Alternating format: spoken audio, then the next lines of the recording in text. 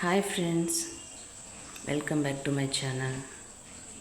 ఈరోజైతే వంకాయ టమాటా పెరుగు కర్రీ ఎలా చేయాలో చూసేద్దాం రండి.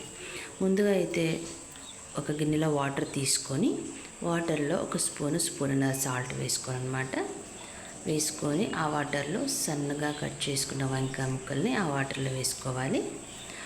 తర్వాత ఉల్లిపాయలు, పచ్చిమిర్చి, టమాటాలని సన్నగా తరిగి ఒక పక్కన పెట్టుకోవాలన్నమాట. ఇప్పుడు స్టవ్ వెలిగించి కడాయి పొయ్యి మీద పెట్టేసి కడాయి వేడెక్కిన తర్వాత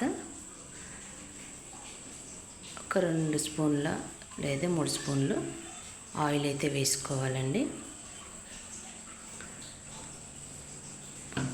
అయితే ఆయిల్ వేడెక్కనివ్వాలి. ఆయిల్ అయితే వేడైపోయింది. ఇప్పుడు ఆయిల్లో కొద్దిగా పసుపు, 1 టీ స్పూను పచ్చిశనగపప్పు, 1 టీ స్పూను జీలకర్ర వేసుకొని వేగనివ్వాలి 1 నిమిషం పాటు. ఇవి వేగిన తర్వాత సన్నగా తరిగి పెట్టుకున్న ఉల్లిపాయ ముక్కల్ని ఆయిల్లో యాడ్ చేసుకోవాలి. ఈ ఉల్లిపాయలు కూడా 2 నిమిషాలు వేయించుకోవాలి. ఇప్పుడు కరివేపాకు వేసుకున్నాను. కరివేపాకు కూడా 2 నిమిషాలు వేయించుకున్న తర్వాత పక్కన పెట్టుకున్న వంకాయ ముక్కల్ని ఈ పోపులో అయితే యాడ్ చేసుకుందాం.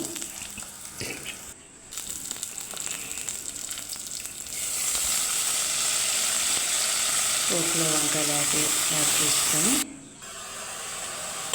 ఒకసారి కలిపేసి ఒక 10 నిమిషాలు నూనెలో బాగా మగ్గనివ్వాలన్నమాట వంకాయల్ని. ఇవైతే మగ్గిపోయాయి వంకాయలు. ఇప్పుడు రుచికి సరిపడా సాల్ట్ అయితే యాడ్ చేసుకోవాలి. నేనైతే 2 స్పూన్లు సాల్ట్ అయితే యాడ్ చేస్తున్నాను.